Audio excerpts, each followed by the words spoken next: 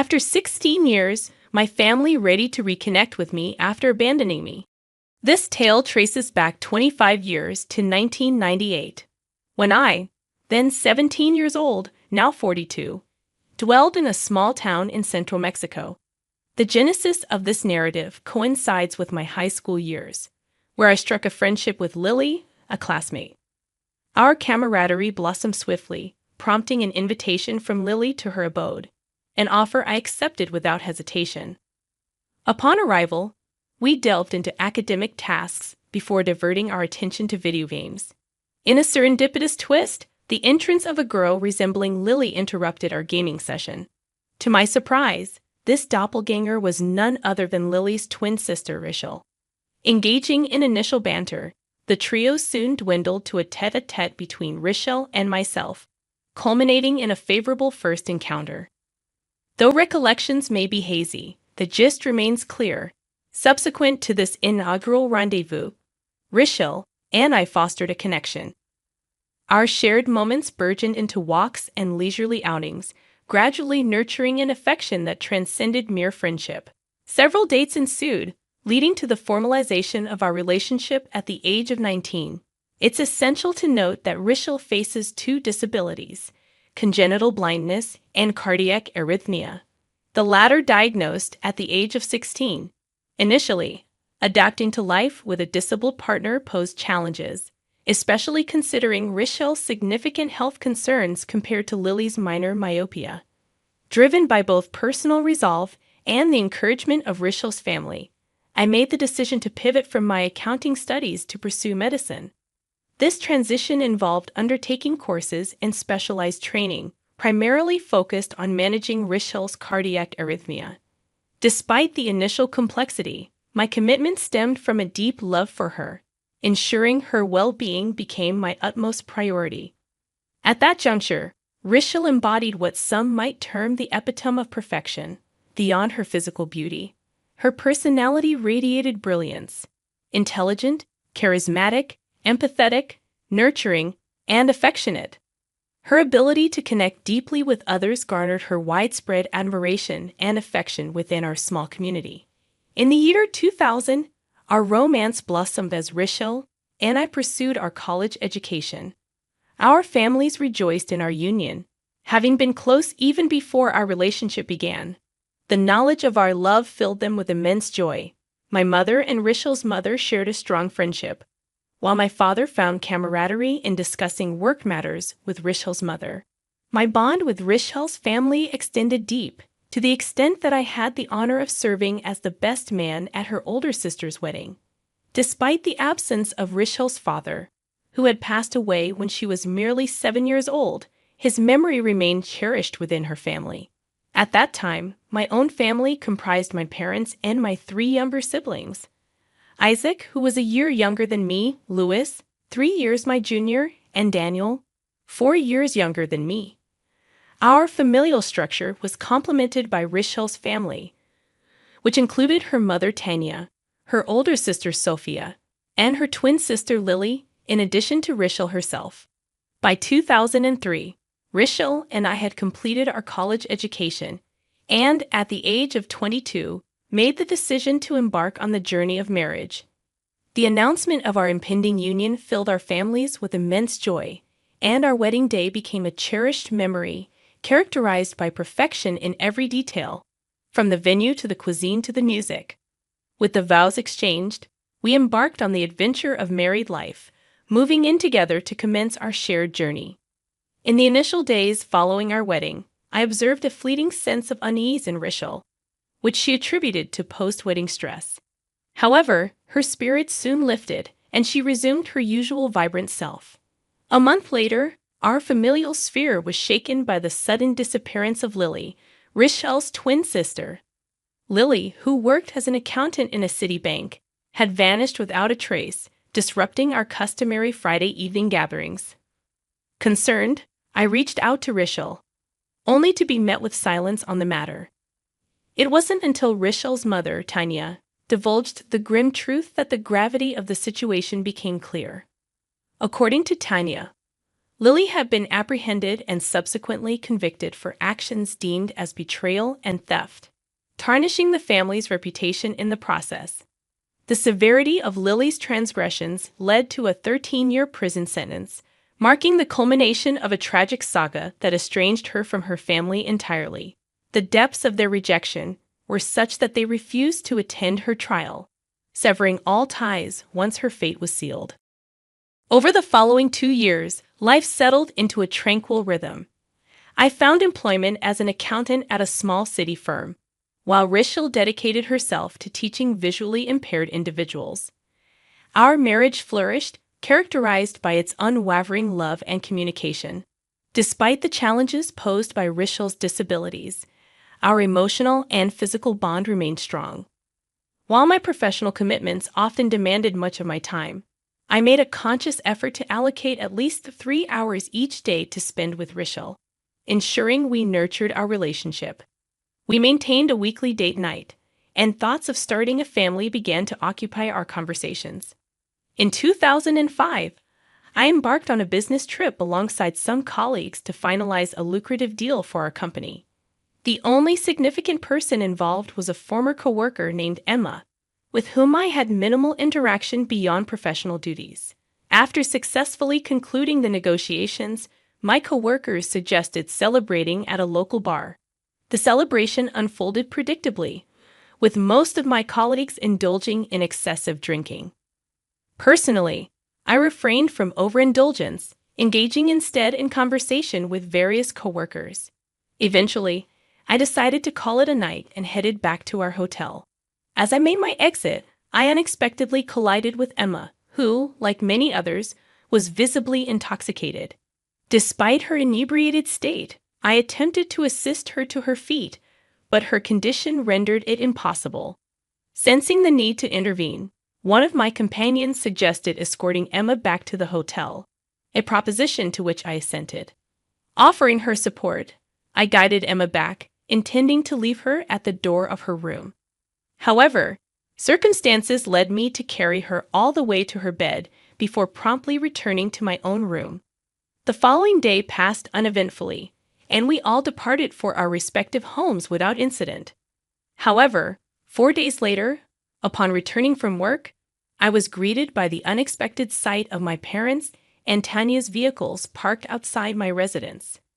Upon stepping into the living room, I was met with a scene of palpable fury. Rachel's mother, her older sister, and my own parents stood with stern expressions, while Rachel sat on the couch, tears streaming down her face. She was 4 weeks pregnant at the time. Before I could fully grasp the situation, Sophia delivered a resounding slap across my face, igniting a cacophony of accusatory screams. Confused and bewildered, I demanded an explanation for their rage. Rachel finally spoke, uttering only the words, "Why did you do that?" Her question bewildered me, and I pressed for clarification. Suddenly, the room erupted with accusations of infidelity, all directed at me. Tanya revealed that Emma had approached her with a fabricated tale of an affair between us, alleging that it began as an emotional betrayal and escalated into a physical relationship during my recent business trip. Emma's narrative, apparently laced with cruel remarks about Rachel's condition, had been disturbingly convincing. Despite vehement denials and pleas for belief, I found myself confronted with damning testimony from fellow trip attendees, confirming they had seen me escort Emma back to the hotel alone, an action born out of necessity, not desire. Despite my desperate appeals, Rachel declared her desire for a divorce, and amidst the chaos of insults and recriminations, I was summarily expelled from my own home.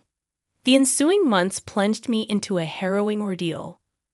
Forced to resign from my job amidst the scandal that engulfed me, life became a relentless onslaught of hatred and condemnation. In our tight-knit community, where everyone knew everyone else, the venom directed at me manifested not only in verbal assaults but also in physical attacks. My own family disowned me, branding me a disgrace, while my siblings echoed the sentiments of rejection and insult. Rachel's family mirrored this hostility, severing all ties and refusing to acknowledge my existence, Even attempts to seek solace from friends were met with rejection. During this tumultuous period, my brother Lewis's behavior stood out, as he made cryptic remarks that hinted at his involvement in comforting Rachel during the divorce proceedings, an unsettling revelation I would later uncover. The divorce proceedings dragged on for a year, during which I was prohibited from any direct contact with Rachel, all communication filtered through legal channels. In 2006, the grueling process concluded, leaving me stripped of nearly everything. Adultery carried severe consequences in our jurisdiction, resulting in substantial financial penalties.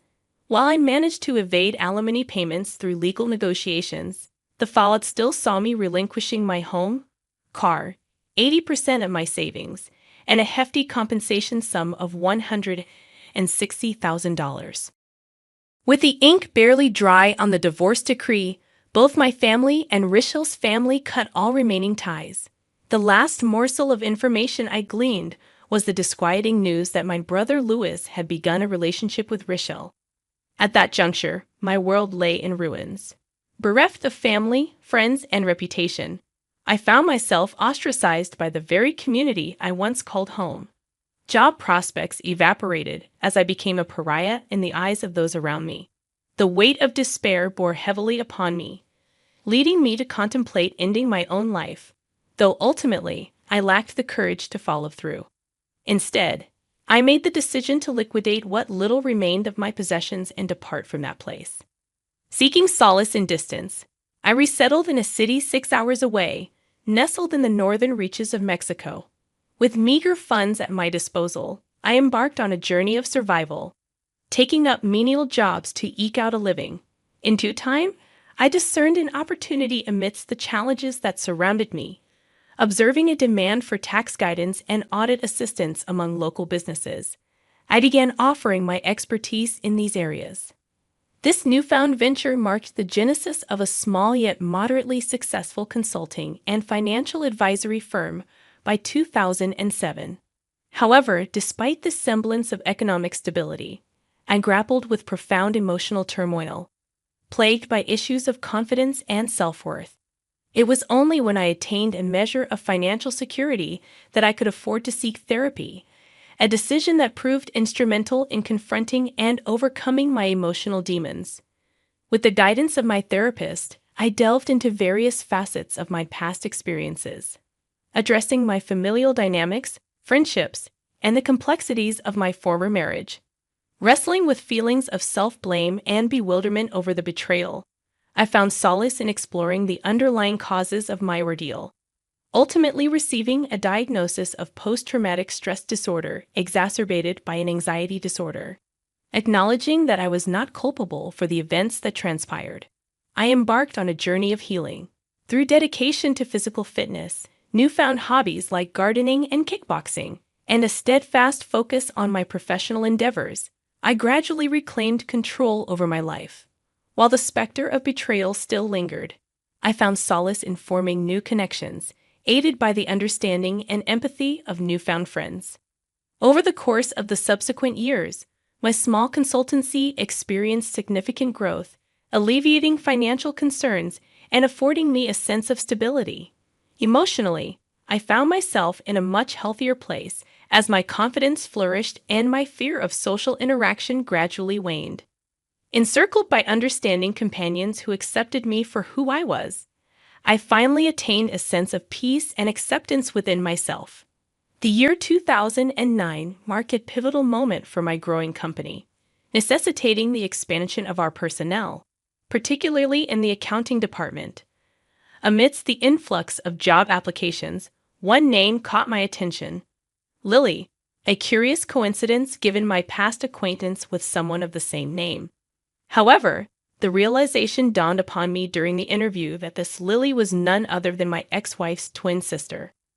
Despite the initial discomfort evoked by memories of the past, I conducted the interview with professionalism, ultimately recognizing Lily's exceptional qualifications for the position. Setting aside personal history, I extended her an offer, which she accepted, joining our team shortly thereafter. Initially, our interactions remained strictly professional, limited to work-related matters. In the ensuing months, Lily maintained a reserved demeanor, focusing solely on her tasks and avoiding social interactions. However, as the workload increased, she volunteered to assist with overtime projects, a gesture I gratefully accepted. As Lily and I found ourselves spending more time together during overtime hours, our interactions remained largely silent until she nervously extended an invitation for a drink one evening. Though initially hesitant, I accepted, feeling the weight of stress bearing down on me. While our outing was unremarkable, it provided a welcome respite, paving the way for renewed camaraderie. Over time, our formal friendship blossomed, marked by candid conversations, shared lunch breaks, and Friday evening drinks reminiscent of old times. During one such outing, I confided in Lily about the tumultuous events surrounding my divorce for Rachel, including the betrayal by Emma and the subsequent fallout with our families. Lily, visibly taken aback, questioned whether a single lie warranted such severe consequences. Her empathy and willingness to listen provided solace, lifting a burden I had long carried alone. Despite her remarkable contributions to the company, I couldn't shake the feeling that something troubled Lily. Sensing her struggles with teamwork and interpersonal dynamics, I broached the subject with her, offering a supportive ear. In time, Lily confided in me, revealing the circumstances that led to her arrest and imprisonment. Lily's employment at the bank in our former city shed light on the events leading to her arrest. Initially tasked with routine accounting duties, she eventually gained access to a significant database containing detailed client information, enhancing her efficiency. However, alongside another colleague, she found herself embroiled in a dire situation when numerous account holders reported drained savings and missing funds. Investigations revealed a sinister plot orchestrated by a criminal syndicate, likely associated with local cartels.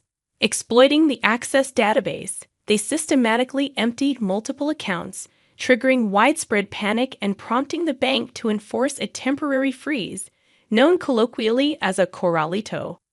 Despite efforts to recover the stolen funds and subsequent arrests, some perpetrators managed to evade capture, leaving a trail of financial devastation in their wake. Lily found herself ensnared in the web of suspicion during the investigation, with her and her co-worker emerging as prime suspects due to their access to the incriminating database.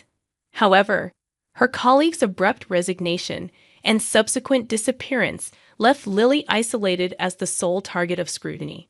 The criminals implicated her as an accomplice, alleging that someone within the bank facilitated their nefarious scheme. Despite protestations of innocence, Lily was ultimately deemed guilty, bearing the brunt of blame for the financial debacle. It's plausible that she served as a convenient scapegoat to expedite closure on the case, a tactic not uncommon in the murky realm of law enforcement in Mexico. Amidst the ordeal, Lily faced betrayal on multiple fronts, most notably from her own family. Tensions within her familial relationships exacerbated the situation, particularly with her mother, who staunchly refused to believe in her innocence. Tanya's condemnation, coupled with the irrevocable severance of familial ties, plunged Lily into profound despair, leaving her utterly abandoned and shattered. As Lily's story unfolded, I found myself grappling with a mix of guilt and empathy, realizing the depth of the injustice she endured. She reassured me that my absence wasn't by choice, as her mother, Tanya, wielded strict control over her communication, denying any attempts at contact.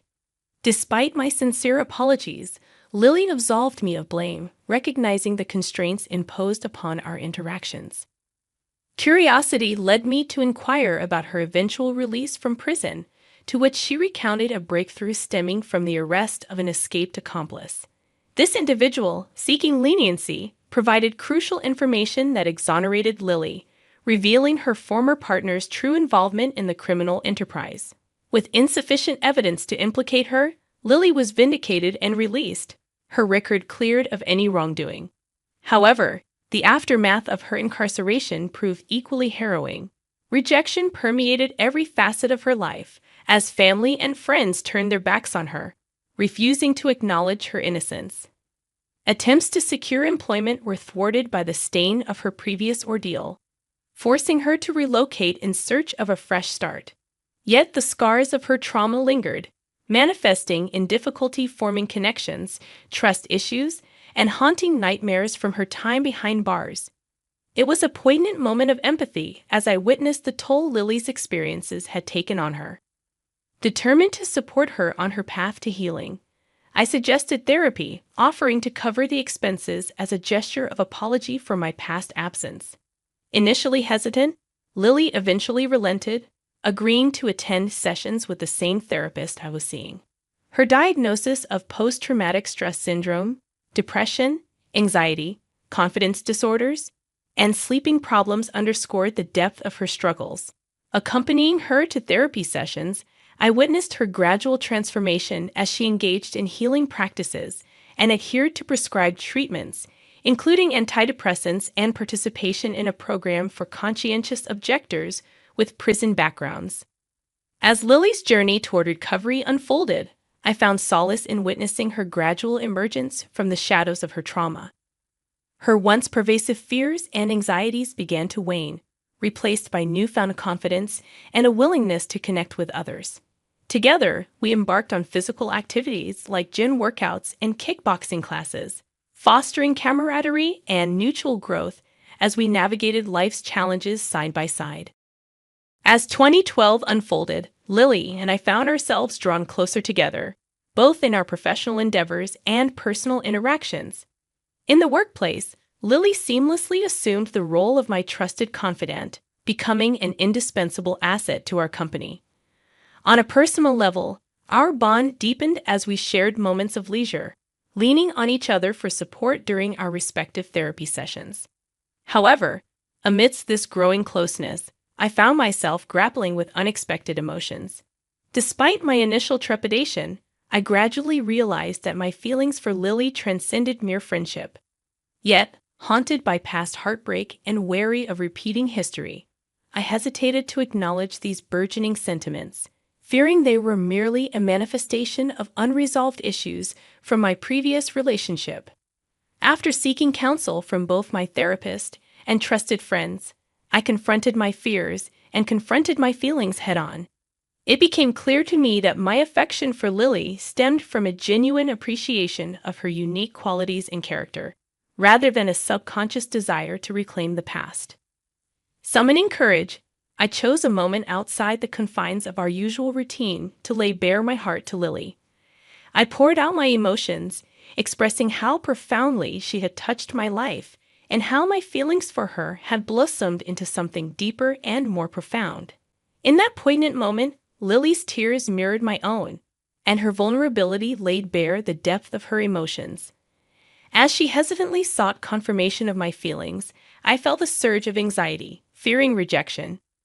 Yet, with unwavering conviction, I affirmed the sincerity of my affection. Her initial reaction was one of guarded apprehension, but soon, a wave of raw emotion swept over us both. In a heartfelt confession, Lily revealed that her feelings for me had blossomed in the warmth of my care and support. She spoke of the profound impact I had made on her life, painting a picture of loneliness punctuated by my steadfast presence. Amidst tears and embraces, Lily bared her soul, laying bare her fears and insecurities. She had harbored doubts, afraid of rejection and hesitant to risk her heart once more. Yet, as she found solace in my embrace, I vowed to stand by her side, unconditionally, offering reassurance and unwavering support. In a moment of shared vulnerability, we made a silent pact to weather whatever storms lay ahead, finding solace in each other's love and unwavering commitment. Together, we forged a bond built on trust, understanding, and the promise of a brighter future. From that pivotal moment forward, Lily and I embarked on a journey together, navigating the complexities of our shared past and the challenges of forging a new future. Despite initial hurdles stemming from our individual traumas and fears, we made a conscious decision not to let our past dictate our happiness. Our relationship was a gradual process, marked by moments of tension and doubt as we confronted our trust issues and fears of betrayal. Yet, fueled by our deep bond and unwavering commitment to one another, we found the strength and clarity needed to confront and overcome our inner demons. In early 2015, Lily and I exchanged vows in an intimate ceremony, opting for a small gathering with only our closest companions. Purposefully excluding our families from the guest list, we sought the counsel of our therapist in making this decision, ultimately prioritizing our own emotional well-being. Set against the backdrop of a picturesque beach, our wedding was a celebration of love and resilience. With the soothing melody of the waves and the golden hues of the sunset as our witnesses, we sealed our union in the presence of 15 cherished friends, including our therapist and his wife. One of the most cherished memories from our wedding was witnessing Lily's graceful walk down the aisle, adorned in her exquisite wedding gown. However, the moment etched deepest in my heart is the look on her face as I slipped the ring onto her finger, a testament to the trials and triumphs we endured to reach that milestone. Words fail to capture the overwhelming joy I felt, seeing her radiant smile illuminate the moment. Just a few weeks after our nuptials, we received the joyous news of Lily's pregnancy. A delightful surprise that filled us initially with nervous anticipation, soon replaced by boundless excitement and gratitude. Embracing this new chapter as the dawn of our shared journey, we welcome the prospect of parenthood with open arms, brimming with hope for our future together. The arrival of Alba in late 2015 brought an indescribable joy to our lives. Holding her in our arms for the first time, experiencing the tender bond of skin-to-skin contact, was a profound moment that filled our hearts with overwhelming love and awe. Witnessing her nestled in Lily's embrace, I was overcome with emotions that words fail to capture adequately. In the initial months, as any new parents would attest, we faced the challenges of sleepless nights, round-the-clock care, and the demands of caring for a newborn.